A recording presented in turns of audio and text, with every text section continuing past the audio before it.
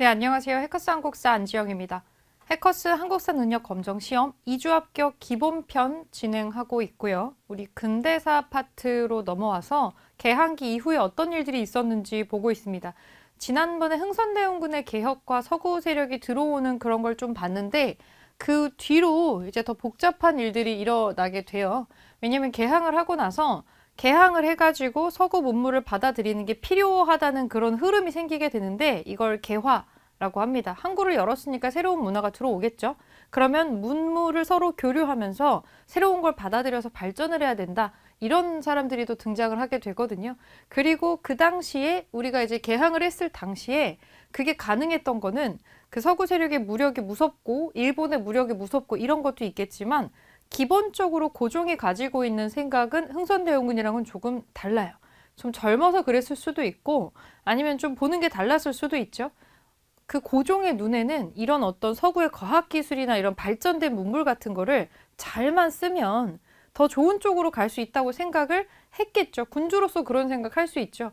왜냐면 일본이 엄청나게 발전한 거를 보면은 그들이 우리보다 빨리 한 거는 개항밖에 없거든요. 서구 문물을 받아들이자마자 조선시대 내내 우리보다 아래라고 생각했었던 일본이 굉장한 수준으로 발전을 하게 됐거든요. 고대 삼국시대부터 일본은 우리한테 전달만 받았었지 우리를 앞질러 나갈 거라는 생각은 사실 해본 적이 거의 없었어요. 임진왜란도 그런 일본만 우리가 기억을 하고 있었기 때문에 우리가 거의 이제 그들이 얼마나 성장했는지를 모르고 나서 이제 벌어진 사건이기도 했기 때문에 그 일본이 저 정도로 빨리 성장한 데에는 개화를 한 거, 개항을 먼저 하고 서구의 문물을 받아들였기 때문이라는 생각을 할 수 있겠죠. 그래서 이런 개화라고 하는 것은, 근대화라고 하는 것은 우리가 하고 안 하고의 문제가 아니라 언제 어떻게 누구랑 하느냐의 문제라고 생각을 했을 수 있어요.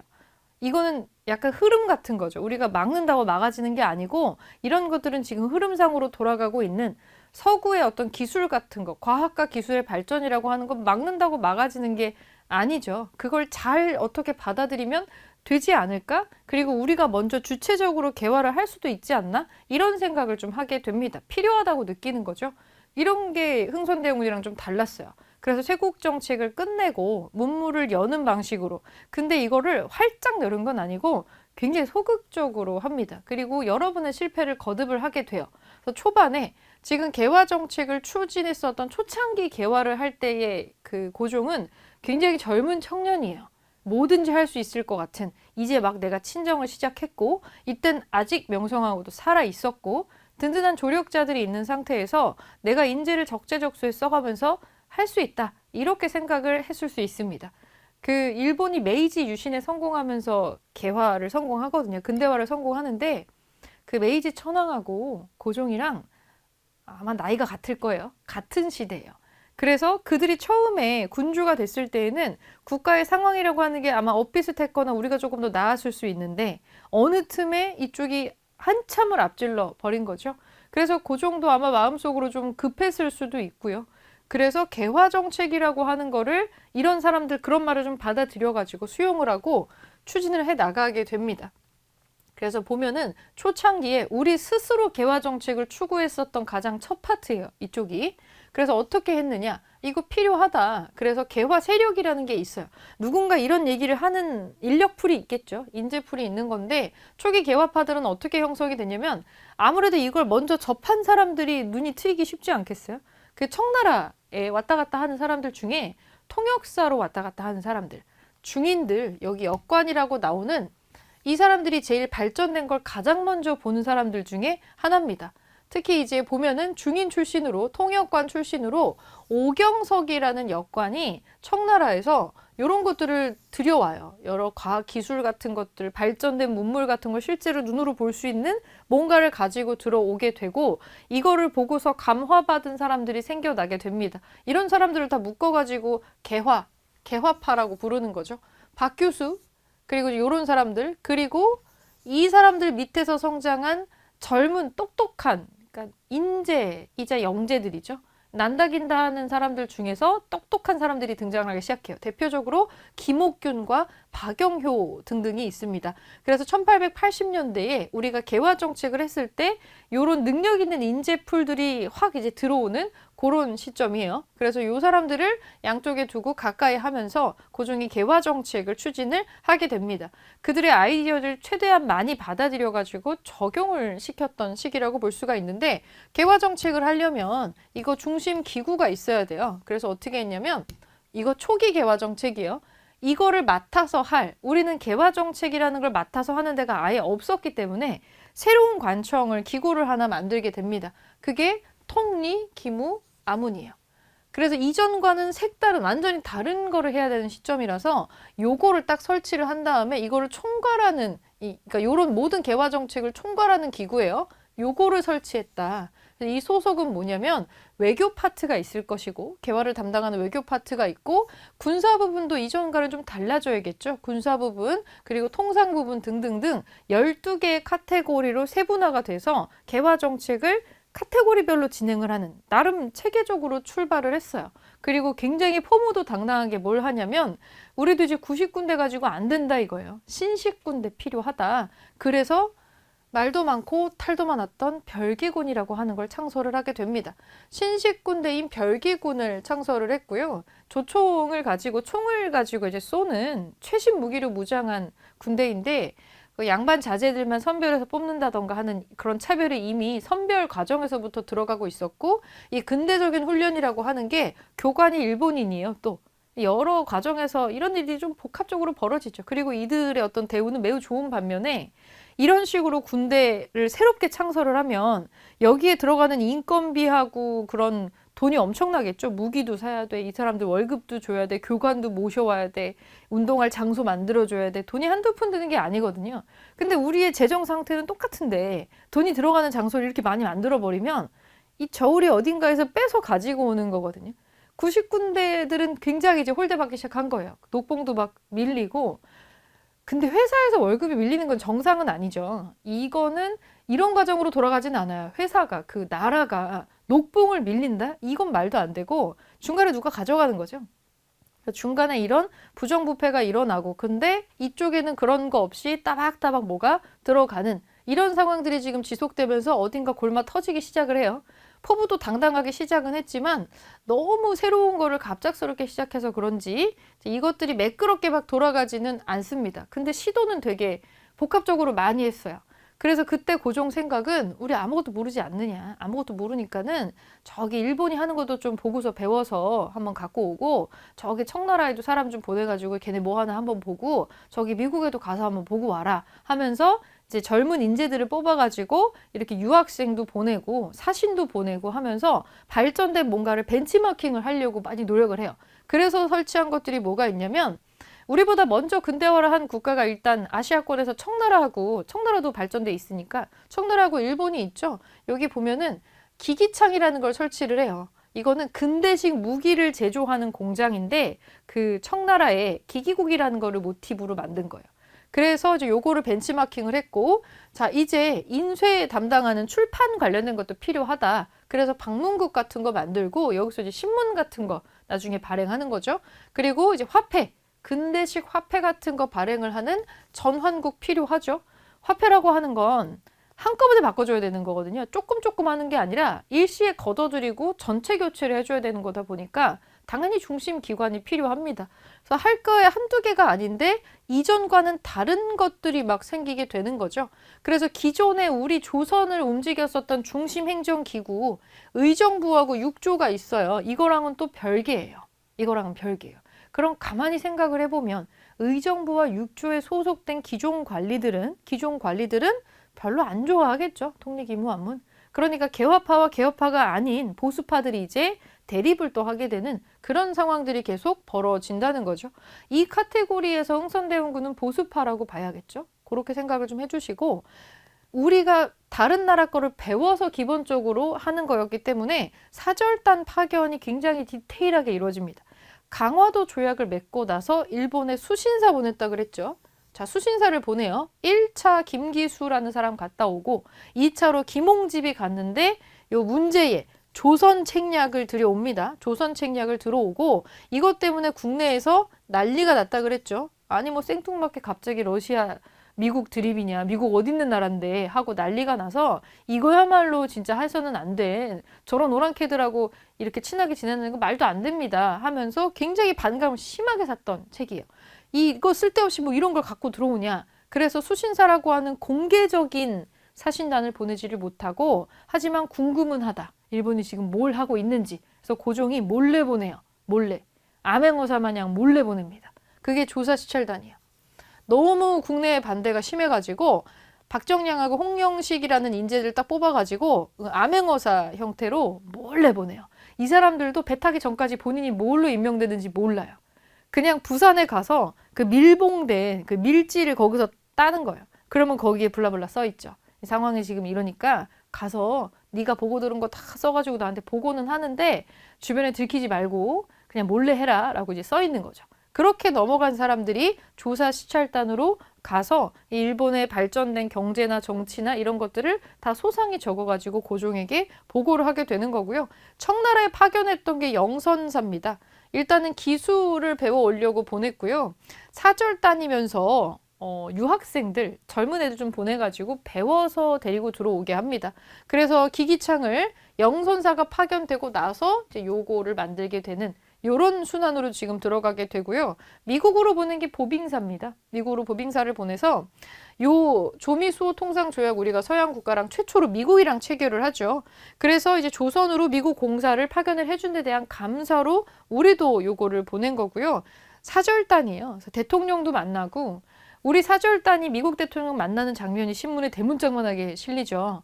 우리가 절해가지고 그 앞에서 절을 하고 있는 신비한 동양에서 온 그러나 조금 미개한 이런 식으로 좀 소개가 되는 그런 자료들이 좀 남아 있습니다. 그러니까 초창기엔 이런 식으로 돌아가고 있었는데 이거는 이제 우리가 어떤 식으로 시작했느냐에 대한 얘기고 이런 거 액션을 했으면 작용이 나오겠죠. 그럼 사람들이 여기에 대해서 어떻게 반응을 했느냐. 긍정적인 반응도 있지만 반발 굉장히 심하죠. 원래 새로운 게 들어오면 반발이 심하죠.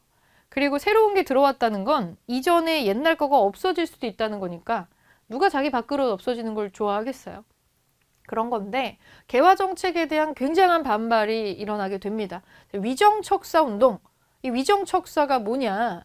잘못된 거를 바로잡는다. 그리고 이 삐뚤어진 사특한 것을 배척한다. 이런 뜻이에요. 말은 되게 좋지만은 일단 좀 낯선 것들을 배척하는 자세에 가까운 건데 자 이게 세 가지 카테고리가 있어요. 위정척사 운동이 세 가지가 있는데 처음에는 자 1860년대, 70년대, 80년대 10년 단위로 요게 조금 달라져요. 근데 성격이 다 똑같아가지고 같은 카테고리에 묶여 있는 거예요. 자 처음에는 통상 자체를 반대해버립니다. 통상 반대. 자 병인양요 같은 거 막 일어나면서 병인양요 그리고 나중에 뒤에 또 신미양요 같은 거 일어나죠. 서양 배들이 들어와서 요구하는 거 다 똑같아요. 우리랑 교류하자, 통상하자 이건데 안 됨, 노.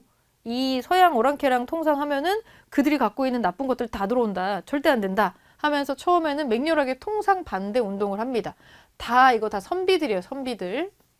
꼿꼿한 대쪽 같은 선비들이 서양하고 우리 친구 안 돼. 쟤네 무슨 저 오랑캐 놈들하고 예의범절도 모르는 저런 놈들하고 뭘 하냐. 끝까지 우리는 싸워야 된다라고 하는 게 통상 반대 운동이 있고 통상 반대를 하면 뭐예요? 이미 이제 우리가 개항을 하는 시점으로 넘어오는데 이제 통상은 하는 걸로 들어왔는데 자 개항을 하는 시점 문무를 열 것이냐 말 것이냐인데 자 운요 사건을 일으켜가지고 강화도 조약을 체결하기 직전에 이거 하면 안 된다라고도 이제 반대가 나와요. 일본이랑도 이거 아니다. 일본 지금 근대화가 됐지 않느냐? 최익현 또 나오죠. 이 사람 좀 자주 나와요. 뒤에도 계속 나올 거예요. 최익현이 뭐라고 했냐면 왜 양일체다. 아니 저 일본이랑 저 서구 오랑캐랑 뭐가 다르냐. 쟤네 똑같아.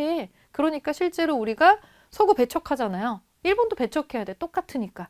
외양일체론을 주장하면서 이 강화도 조약 노노노 하면서 맹렬하게 극렬하게 반대하지만 하죠. 통상을 하죠. 통상도 하고 개항도 하고 이런 식으로 다 들어가요. 그리고 이것들이 모두 이루어졌을 때 자 이제 우리가 조금 더 여러 국가들하고 서구 국가들하고 두루두루 교류를 하게 되는 이런 시점에 개화를 하게 되는 흐름이 이제 위에 나왔는데 이거 이제 또 반대하죠. 80년대에 개화의 흐름이 나오니까 이것도 반대합니다. 조선 책략은 사실 우리가 지금 조약을 일본하고밖에 안 맺고 있는 이 상황 속에서 서양 국가하고도 교류해야 된다라는 필요성을 강조하려고 만들어진 이제 책이죠. 그래서 거기에 따라서 우리가 영향을 크게 받았는데 제 선비들은 이거 싫어한다고 했었죠. 뭐 갑자기 알아서도 우리랑 별 관계 없지만 미국은 뭐 너무너무 이역 만리에 떨어져 있는 어떻게 사는지도 모르는 종교도 민족도 언어도 다 다른 이 국가하고 우리가 어떻게 친분을 맺냐. 쟤네 제사도 안 지낸다는데 이러면서 이제 반대를 하는 거죠. 저기 이만손이라는 사람이 대표가 돼가지고 영남 지역에 영남이면은 카테고리 지금 되게 넓은 거예요. 밑에 있는 사람들 다 모였다고 보시면 돼요. 이런 사람들 모아서 만인소를 올려가지고 개화정책 싫어요. 미국과의 수교 절대 안 됩니다. 라고 합니다. 이 만인소는 고종한테도 좀 타격이 있었을 거예요. 왜냐면 이 만인소라고 하는 건 10,000명이 서명한 거거든요. 무시 못하는 거죠. 자기 이름과 가문을 걸고 오는 건데 그럼 그게 한 사람의 이름이 아니고 한 가문이 지금 주르륵 다 딸려오는 거거든요. 이거를 감수하고서 개화를 할 건지 말 건지를 정해야 되는 시점이 이제 온 거죠. 우리는 꾸준히 교류하고 소통하는 거는 기존 세력은 계속 반대해요. 계속 반대하는 이런 흐름이 있어요. 하지만 임금이 이제 개화를 하고자 하는 의지가 있었기 때문에 통일기무 안문 같은 거 하고 계속 이제 도미노처럼 서구 열강이랑 조약도 맺어가면서 개화 정책을 추진을 하는 거죠. 삐그덕삐그덕 되면서 가요. 그리고 어딘가에서 골마 터집니다. 임금의 눈이라고 하는 게 구석구석에 닿는 거 불가능하잖아요. 처음 터졌던 사건이 이모군란입니다. 이모군란. 이모년에 일어났었던 군인들의 난리란 뜻이에요. 자, 구식군인들은 뭐예요? 이전에 있었던 원래 우리 군인들입니다. 원래 군인들이 신식군대인 별기군과의 차별 대우에 반발을 받아가지고 요것 때문에 한 거다. 근데 이 차별 대우라고 하는 게 카테고리가 좀 큰데 월급만 밀렸다고 이런 게 아니라 군 부대라고 하는 거는 돈이 정말 많이 들어가는 분야거든요. 그러면 별기군이라고 하는 돈이 많이 들어가는 부대를 창설할 때에는 기존의 군대를 기존 규모로 운영을 못 하겠죠. 그래서 이거를 되게 축소를 해요. 누군가는 별기군이라고 하는 신식 군대를 만들기 위해서 일자리를 잃어버린 군인이 지금 있는 상황인 거예요. 여기서 1차 불만이 지금 쌓여 있는 상태에서 기존에 간신히 이렇게 축소해가지고 남은 사람들한테 급료가 제대로 지급되지 않게 되는 거예요. 월급이 밀린다는 건 치명적인 거예요. 몇 달씩 밀려가지고 막 1년 넘어가는 시점에 언제 빵 터지냐면 사실 군인이라는 집단은 상명하복이잖아요. 이 하극상이 진짜 안 되는 데 중에 하나죠. 웬만해서는 그런 생각 하지도 않을 거예요. 그런 생각 하지도 않고 그냥 참은 거지. 급여가 안 나오는데도 계속 참는 거예요. 계속 참다가 이제 밀린 거에 일부가 지급된다라는 소식을 듣고 그 쌀을 받으러 왔는데 녹봉을 주잖아요. 근데 거기에 지급된 쌀 포대기를 열어봤더니 반은 쓸모없는 거, 가짜가 들어있는 거지. 쌀 반 누가 홀라당 빼먹고 거기다가 이 겨와 껍데기하고 모래를 섞어 놓은 거예요. 여기서 이제 빵 터진 거죠. 그래 뭐 이렇게 굶어 죽으나 이거 해가지고 죽으나 매한가지 아닌가 하고 이제 다 일어나서 폭동이 일어났던 겁니다. 불만 폭발해가지고 이 구식군인들이 일본 공사관은 왜 들어가느냐? 그 별기군 교관이 일본인이어서 그래서 그쪽으로 가서 이게 나중에 문제가 돼요. 일본 공사관. 그러니까 외교 공관을 공격을 한 거잖아요. 요걸로 우리가 나중에 배상을 크게 하게 됩니다. 습격하고 여기서 일본인 교관이 죽어요. 굉장히 큰 사건이 돼버린 거예요. 여기까지 되면은 이제 이 사람들 진정이 안 됩니다. 이제 진짜 큰일 났어요. 누구 하나 죽지 않으면 안 끝나는 진짜 폭동이 된 거죠. 완전 반란처럼 변해버렸어요. 그래서 요렇게 하고 나서 이제 구식군인들이 공사관을 습격해서 일본인을 죽였잖아요. 이거 약간 답이 없어요. 무서워. 이제 무서우니까 어떡하지? 이제 우리끼리는 해결이 안 될 것 같아. 그래서 누굴 찾아갔냐면 흥선대원군을 찾아가요. 구식군인들이. 그래서 원래 옛날 상태로 돌려달라고 얘기를 하는 거죠. 흥선대원군도 이거를 기회라고 생각을 했겠죠. 그래서 넌지시 뭐라고 하냐면 이때 흥선대원군이 가장 미워했던 사람은 민비입니다. 민비하고 민씨의 집안이에요. 그 민비하고 협업을 하면서부터 자기 아들이 내 아들이 아닌 게 됐다라고 생각을 하고 있는 시점이에요. 그래서 지금 이거를 찾아왔으니까 자기가 이제 넌지시 뭐라고 하냐면 이렇게 된 근본적인 원인은 다 민씨 정권 때문 아니냐. 그 머리가 없어지지 않으면은 안 된다라고 넌지시 얘기를 해요. 그래서 이 군인들이 어디를 가느냐? 경복궁으로 가는 거예요. 민비를 죽이려고. 그래서 경복궁에 들어갔는데 기적적으로 민비는 살아나요. 그 약간 궁녀로 위장을 해가지고 누가 들쳐갖고 나와줘가지고 빠져나갑니다. 그래서 어디 뭐 청중가, 충중가 어디까지 도망을 갔어요. 도망을 가고 다시 이제 궁궐은 완전히 소요 사태가 일어난 상황 속에서 그들이 흥선대원군한테 찾아갔고 흥선대원군의 말을 듣는다라는 얘기를 고종이 들어요. 근데 민란이 너무 커졌어요. 군란이 너무 커져서 어떻게 할 수가 없는 정도가 됐어요. 어찌 보면 정규 군인들이 지금 반발 일으킨 거잖아요. 그래서 고종이 어쩔 수 없이 요 군란의 수습을 아버지한테 부탁을 하는 형태가 된 거죠. 그래서 흥선대원군이 그럼 뭐 내가 뭐 다시 또 나서 주는 거지 뭐 하고 나와가지고 그 민씨 정권을 다 몰아내고 그들이 했던 거 다 원상복귀, 개화 정책 다 원상복귀 하는 거 해요. 개화 이전의 상태로 전부 다 시계를 돌려놓는 작업을 합니다. 그리고 이때 뭘 하냐면 민비가 없어져야 되잖아요. 근데 민비는 죽진 않았어요. 시체가 안 나왔고 도망간 것 같아. 도망간 것 같은데 흥선대원군이 가장 먼저 한 일이 뭐냐면 민비가 돌아오더라도 공식적으로 다시 대비를 하지 못하게 다시 정계 진출을 못하게 해야겠다라고 생각을 해서 뭘 하냐면 죽었는지 살았는지 확실하지도 않은 민비를 이 소요 중에 죽었다고 발표를 하고 장례식을 해버립니다. 국장을 해버리는 거야. 아니, 뭐 시체도 없는데 그게 황당하죠. 그 정도 아버지가 죽었다고 하니까 그런가 하는데 아닌데 아무도 시체를 못 봤다는데 하고 내심 안 죽었다고 고종은 믿고 있었고 근데 뭐 그때 당시에 고종도 거의 뭐 그냥 뭐 반감금이죠. 본인이 할 수 있는 거 아무것도 없는 상태에서 그러니까 이 액션이 좀 놀랍죠. 이렇게 소중한 자기가 다시 정권에 복귀한 이 소중한 시간의 상당 부분을 이 며느리를 완전히 축출하려는 그 작업에 상당히 공을 많이 지금 들여놓는 거예요.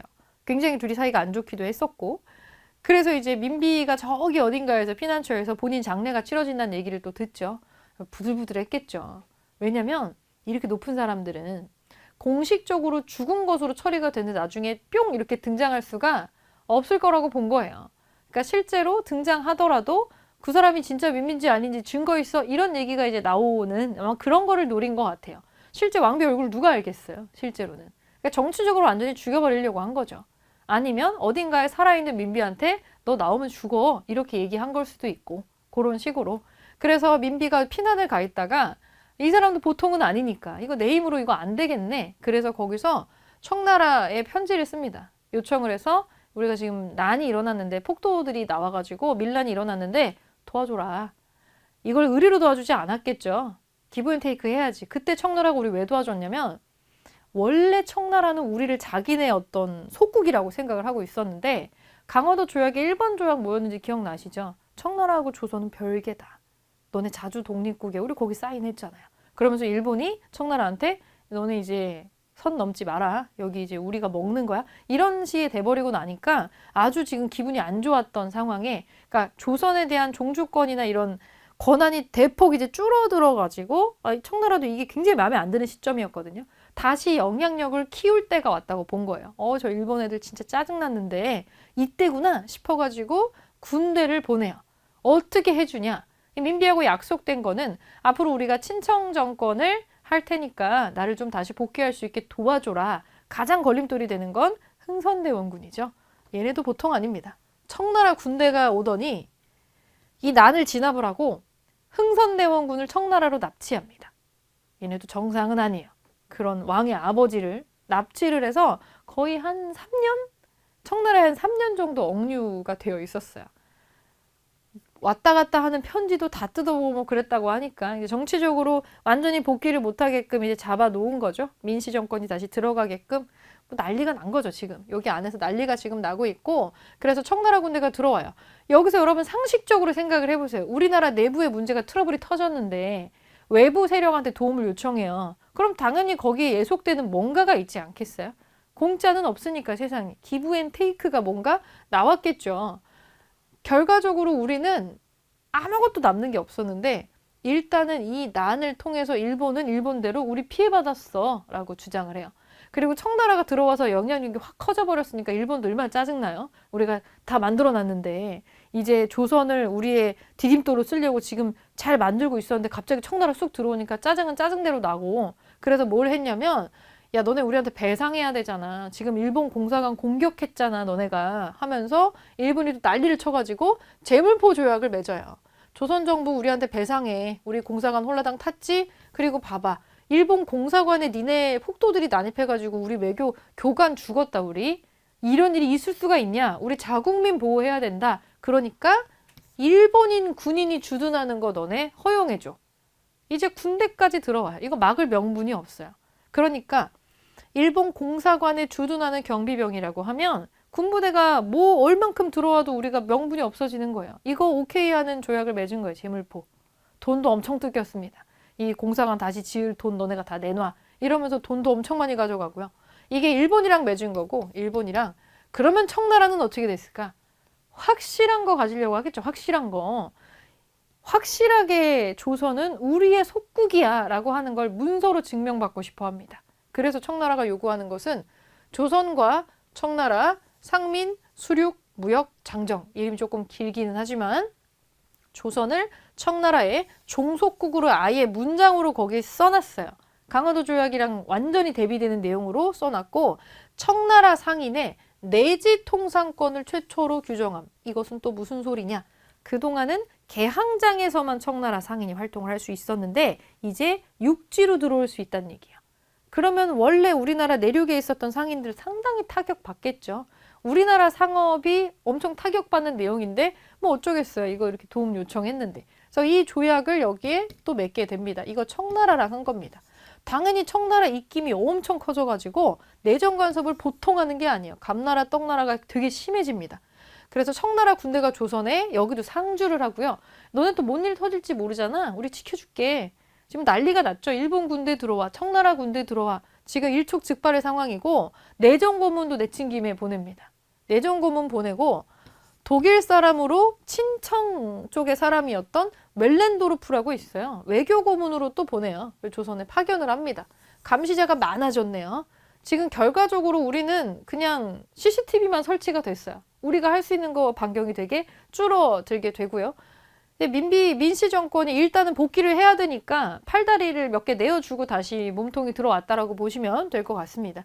당연히 이런 상황을 똑똑한 조선의 인재들이 봤을 때에는 마음에 안 들겠죠. 그 개화파가 봤을 때에는 아, 청나라도 짜증나고 그냥 다 싫지만 제일 싫은 건 청나라.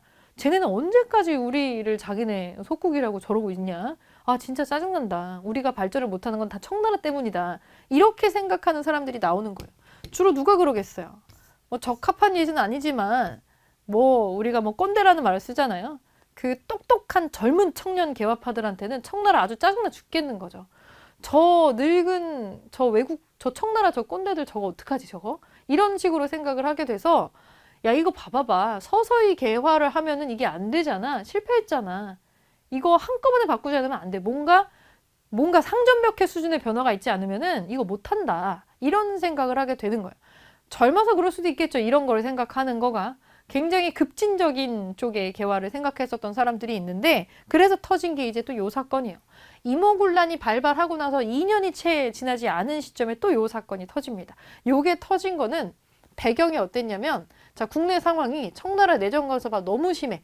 무슨 시어머니처럼 와가지고 막 간섭을 해요. 그리고 민씨 정권은 민씨 정권대로 개화 정책을 하면은 자기네들의 어떤 세력이 또 줄어들 수 있으니까 여기에 굉장히 소극적인 태도로 일관을 하게 돼서 되게 지지부진해지는 거예요.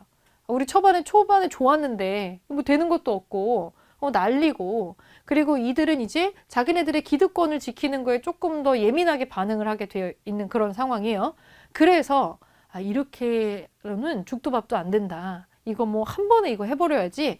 그래서 급진개화파 이 사람들이 하는 게 갑신정변인데 이 급진개화파에 들어가 있는 사람의 대표적이 이제 김옥균하고 박영효라는 사람들이에요. 아주 빠르게 이제 쭈루룩 해버린다라는 천천히 하면서 기술만 갖고 들어오고 정신은 우리 거 살려놔 이런 게 아니고 그냥 다 바꿔버리자라는 그런 아주 급진적인 사람들이에요. 젊은 인재들이었고 그 당시에 우리나라 국내 상황은 요랬고 바깥쪽의 상황은 어땠냐면 이 정변이 일어날 수 있었던 상황이 만들어져 가지고 이게 된 거예요. 지금 청나라 군대가 우리 여기 상주하고 있어요. 일본인들도 여기 있어. 뭐 일본 경비병들도 있는데 그러면 이제 이 사람들은 군대가 없는 상황에서 힘들잖아요.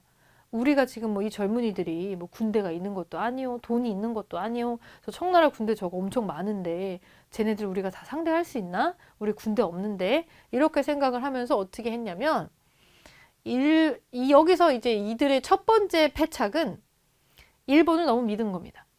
청나라를 조금 더 악의 축으로 규정을 했어요. 이 급진계화파는. 아, 얘네들한테 벗어나는 게 먼저다. 그래서 잠깐 손을 잡자고 생각을 했을 수 있겠죠. 일본하고 이제 협상을 해서 너네도 청나라가 들어와 있는 거 싫지? 우리도 싫어. 잠깐 우리가 기브 앤 테이크 할 수 있는 거 할까? 그래가지고 일본하고 이제 이런 거를 맺어서 우리가 친일에 가까운 그런 거를 너네들하고 유리한 그런 걸 해줄 테니까 우리한테 군대를 빌려줘라. 해가지고 군대를 빌려주겠다. 정변 지원해주겠다. 이 약속을 받아내요. 그래도 청나라 군대가 저렇게 풀 버전으로 있으면 좀 힘든데 그때 무슨 일이 터지냐면 청나라가 프랑스랑 전쟁이 터집니다. 청푸 전쟁이 터져가지고 조선에 있었던 청나라 군대 일부가 그 전쟁 때문에 가는 거예요. 그 전쟁을 하려고 일부 주력 부대가 빠집니다. 기회는 이때인 거죠. 그래서 이제 일어났던 게 갑신정변인데 이 갑신정변을 이제 청나라 군대가 빠졌을 때 지금이야 라고 하면서 이제 요거를 했는데 그래도 약간 그 그러니까 보수파들이 잔뜩 모여있는 자리에서 한꺼번에 처리를 해야 되잖아요. 이거 한꺼번에 처리해야 되니까 그때 어떻게 했냐면 그때 저기 지금 종로에 조계사라고 있잖아요. 조계사 사찰 인사동 앞에 그 조계사 자리 옆에 보면은 우정총국터라고 있어요. 비석도 있고 건물도 하나 있어요. 그러니까 최초의 우체국 같은 거예요. 그 근대식 우편 제도인 건데 우정총국이 이제 만들어지거든요. 이때 그때 이제 이거 개국 축하연을 하면서 여기에 황제 그 고종도 오고 다 오는 그런 자리였어요. 다 와가지고 내노라 하는 그런 보수파들이 싹 다 모이는 요거를 거사일로 삼았어요. 이게 D-Day예요. D-Day로 삼아가지고 정변을 일으켜서 난리가 났죠. 이때 거의 죽은 사람 엄청 많고 정말 도발적이게도 고종을 납치합니다. 고종한테는 고종이 이 김옥균을 엄청 총애했어요. 내가 무슨 일이 생기면 나한테 무슨 일이 생기면은 내가 가지고 있는 정권을 난 너한테 다 줄 수도 있어. 이렇게 할 정도로 김옥균을 엄청 믿었어요. 근데 김옥균이 차라리 고종이랑 좀 상의를 했으면 어땠을까 이런 생각은 좀 있는데 그 고종한테 상의도 하지 않았고 고종도 이제 꿈에도 모르고 있다가 그 밖에서 막 폭탄 터지는 소리 나고 막 이렇게 하니까 김옥균이 싹 들어와가지고 지금 밖에 테러 같은 게 일어났다 하면서 됐고 자기가 안전한 데로 데려가는 척 하면서 납치를 한 거예요. 그거를 얼마 지나지 않아 바로 이제 알게 됩니다. 그런데 고종의 신변을 본인이 보호하고 있으니까 그거를 바탕으로 또 아주 빠르게 정부 시스템을 완전히 바꾸려는 시도를 이렇게 하게 되는 거죠. 그래서 이제 혁신정강이라는 걸 발표를 해가지고 우리 이제 청나라의 사대 안에 그리고 이제 뭐 외부에서 상인들이 막 집단으로 지금 들어오게 되니까 원래 우리나라 보부상 이런 사람들이 되게 힘들었었거든요. 이런 거는 좀 아닌 것 같아 하면서 이제 이런 거를 이제 없애는 작업들. 그래서 사람들이 지금 가장 힘들어 했었던 올드한 버전의 어떤 사회의 폐습 일부를 없애주고 자기네들이 생각했던 개혁 이것도 절반 정도 섞어가지고 14개조로 우리 이런 식으로 나라를 바꿔 나갈 겁니다 라고 얘기를 해요. 근데 이거 실패하죠. 이 정변은 실패입니다.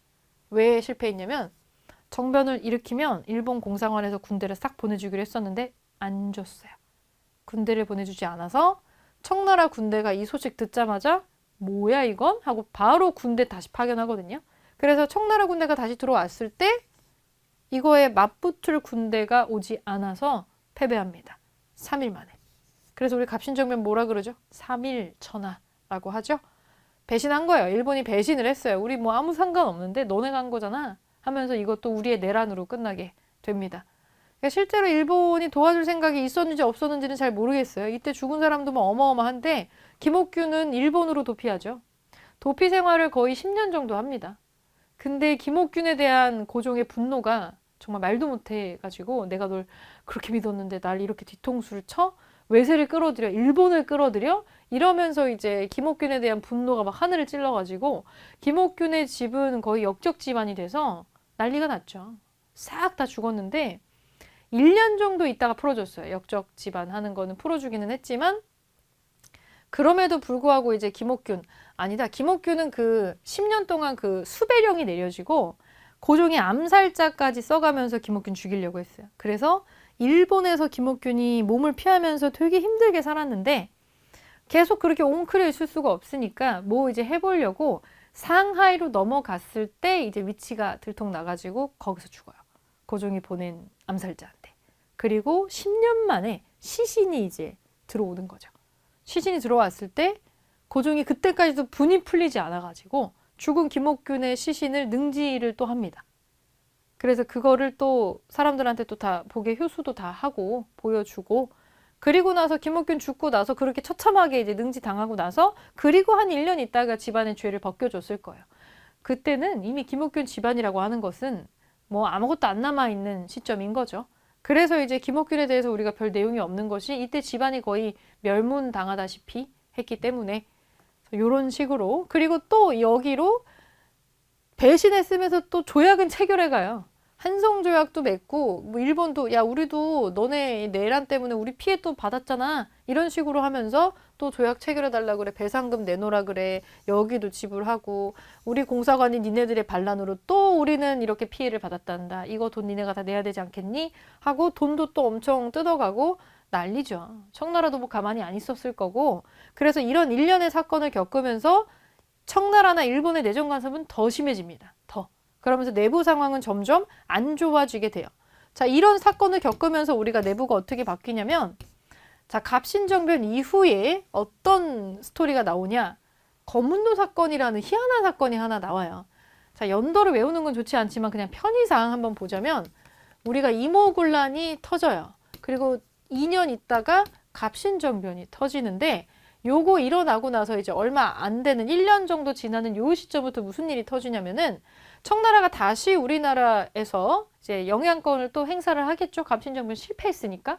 그래서 조선도 청나라가 조금 부담스러워. 막 고문도 파견하고 뭐 옴짝달싹을 못하게 하니까 슬슬 청나라도 우리가 좀 견제를 해야 되지 않나? 이 생각을 좀 하게 되고 그래서 뭘 생각하냐면 그때 당시에 청나라 정도로 국토를 가지고 있었던 거는 러시아밖에 없거든요. 그리고 국경도 둘이 대고 있기도 하고 그리고 러시아가 그 발틱 함대라고 그 바다 함대로 또 유명했거든요.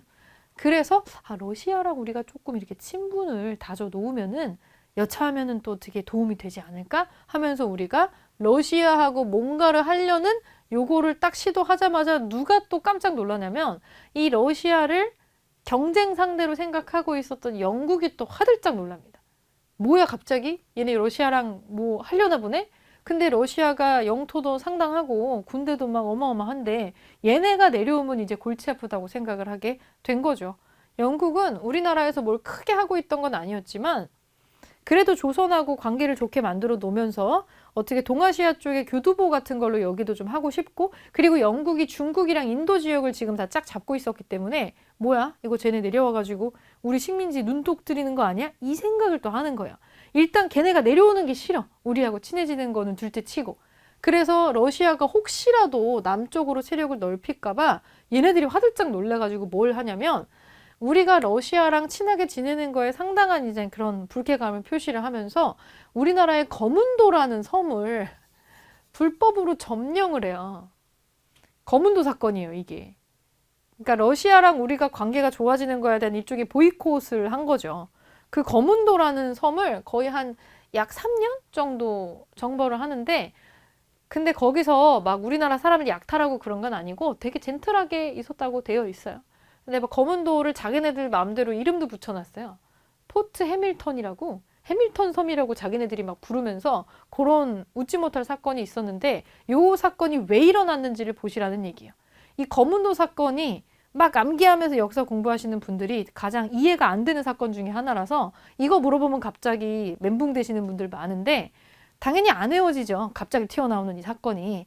왜 이거를 했는지를 봐야 돼요. 조선이 왜 갑자기 러시아한테 손을 뻗는지 그리고 러시아에 손 뻗었을 때 이걸 가장 예민하게 반응한 사람이 누군지 그게 영국이었던 거잖아요. 그래서 일어난 사건이에요. 이런 사건이 일어난 건 갑신정변이나 이모군란으로 우리가 내정 상황이 굉장히 혼란스러웠기 때문에 이 사건이 일어난 거예요. 그걸 연결해서 기억을 해줘야 된다는 거예요. 우리도 지금 뭐 믿을 구석이 있어야 되잖아요. 그래서 이제 이 러시아하고 친분을 좀 터놓으려고 한 거죠. 근데 지금 우리가 이런 일련의 사건을 겪으면서 우리 내부에서는 너무 피곤한 거예요. 지금 뭐 지도상으로 보면 우리나라 요만한데 우리가 위치가 반도라고 하는 대단한 특수성 때문에 육지와 섬과 바다를 연결하는 되게 전략적인 요충지처럼 이제 보이는 거죠. 우리 너무 힘들다. 우리는 뭐 아무것도 얻는 것도 없이 위에서 감나라 떡나라만 너무 하는 것 같고 너무 힘들다. 이거 하지 말고 육일준이라는 사람을 필두로 뭐냐면 우리 그냥 깍두기 하자. 중립화론이라는 게 나와요. 사실은 육일준의 생각이 고종의 생각이랑 제일 가까웠을 수 있어요.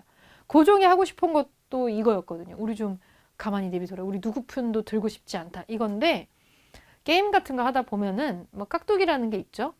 뭐 우리가 나라 땅 따먹게 하는 그런 게임도 보면은 은행장 하는 애들 막 그런 거 있잖아요. 그런 거는 이제 자리가 없어서 그런 게 아니라 원래 힘센 애가 하는 거예요. 힘이 있어야 깍두기도 하는 거예요.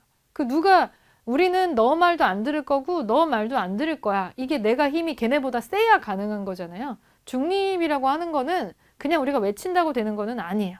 근데 이런 이론이 나왔다는 건 그 정도로 지금 우리가 상황이 좋지 않았다. 이렇게 기억을 좀 해주시면 될 것 같아요. 육일준 서유견문이라는 책을 쓰신 분이고 미국도 건너갔던 사람이에요.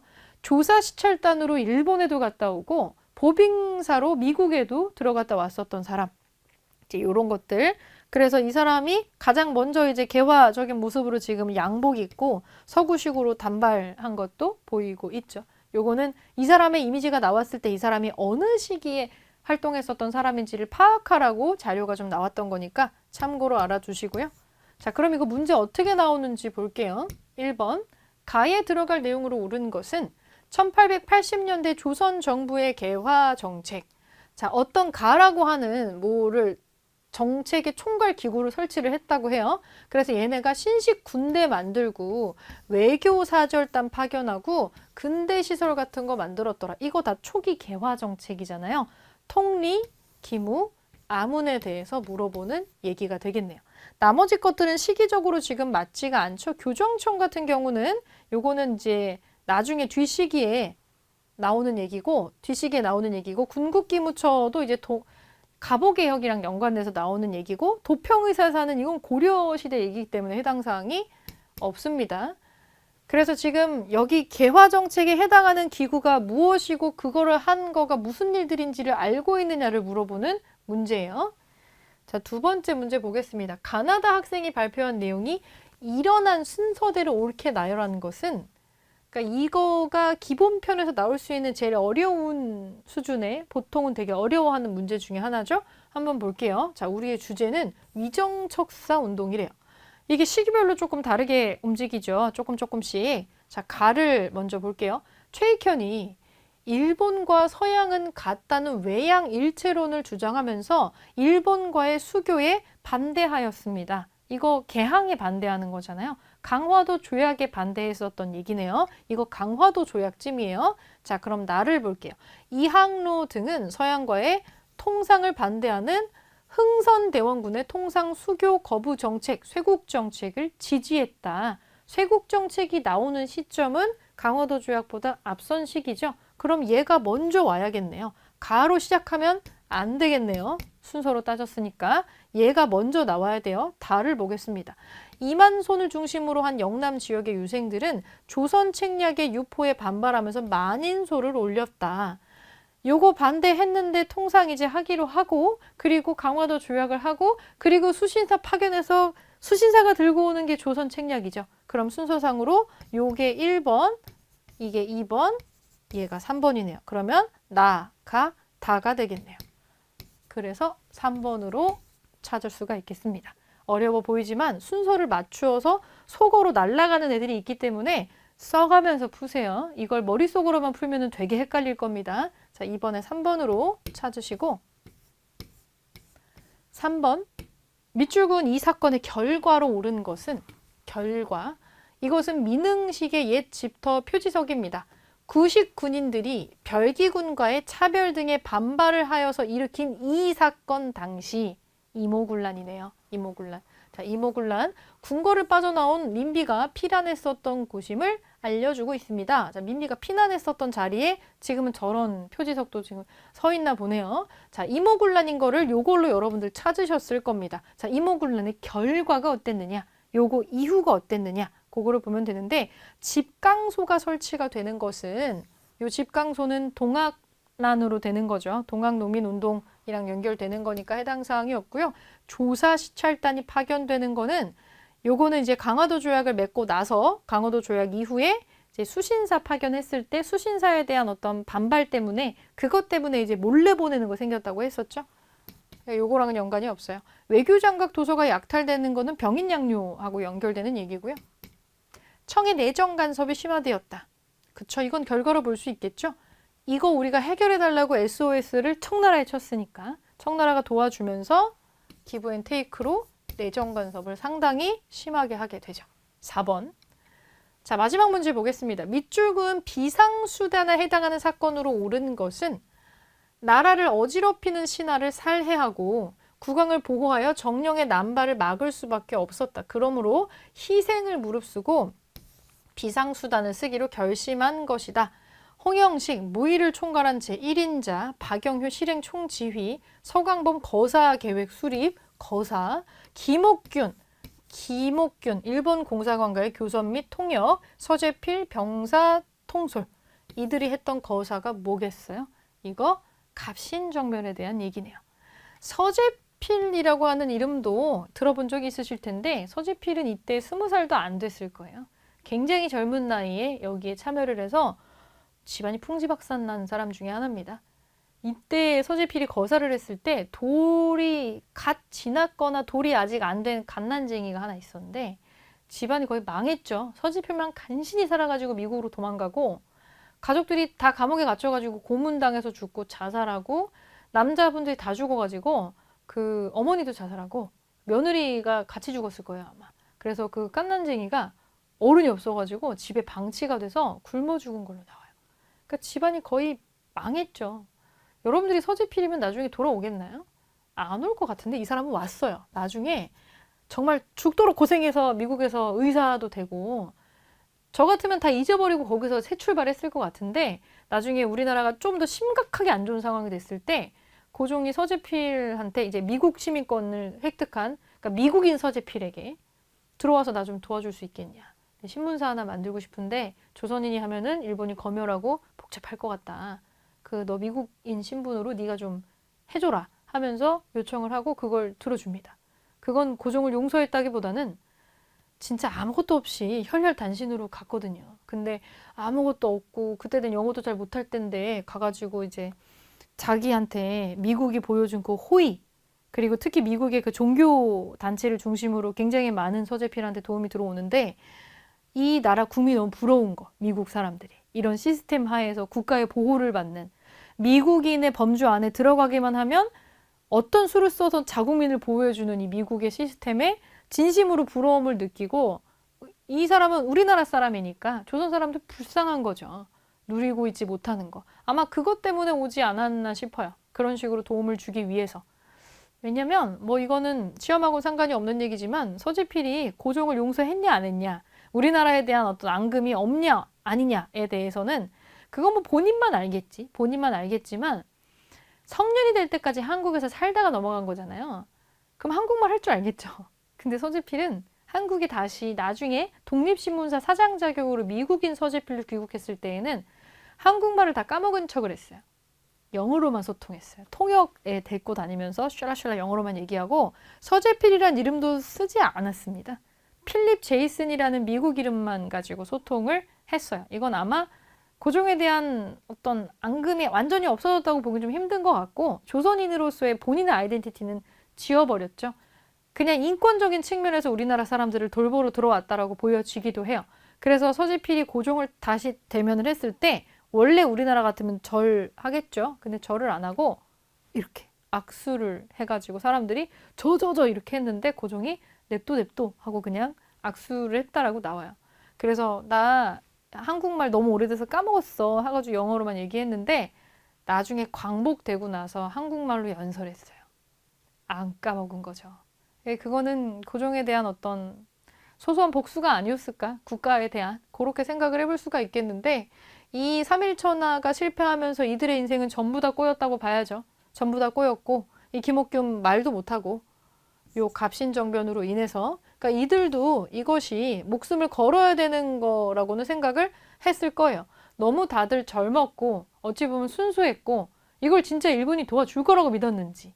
왜냐면 일본이 도와주려면 우리를 도와주지 않으면 뭐를 크게 잃거나 하는 그런 안전장치가 있어야 되는데 일본 입장에서는 도와줘도 그만, 안 도와줘도 그만이거든요. 급한 건 우리지. 그래서 실제로 그냥 본인들이 손 안 대고 코 풀려고 그냥 이렇게 했을 수도 있어요. 나중에는 본인들이 개입하려고 했다는 거 극구 부인을 해버렸으니까. 이 갑신정변이라고 하는 거는 이 갑신정변 사건 자체를 대해서 물어보기보다는 이거가 벌어질 때 상황이 어땠는데 그리고 이게 벌어져서 그 뒤에 어떻게 됐는데 이런 것들도 또 많이 연결해서 물어보는 편이니까 기억을 해주시면 좋겠고요. 을미사변 아직 발생하지 않았네요. 발생하지 않았고 삼국간섭도 우리 여러분 지금 보지 않은 이 뒤에 일어나는 사건들입니다. 요거는 요 얘기가 나왔을 때 다시 한번 자세하게 다뤄주도록 하고요. 복잡하죠? 굉장히 촘촘하게 일들이 벌어지고 있습니다. 그래서 이제 요 뒷부분에 요런 사건이 일어나기까지 이제 우리가 국권을 빼앗기는 그 시점으로 가까이 가려고 하고 있어요. 근데 아직 뭐가 안 나왔냐면 국권 빼앗기지 않으려고 나중에 고종이 마지막으로 이제 하는 것들이 나와요. 큰 위기가 있고 마지막 고종의 발버둥이 나오고 그리고 나서 그것이 실패하면서 일제강점기로 넘어가는 게 나옵니다. 이 뒤에 어떤 흐름으로 근대기가 진행이 됐는지는 다음 시간에 같이 진행해 보겠습니다.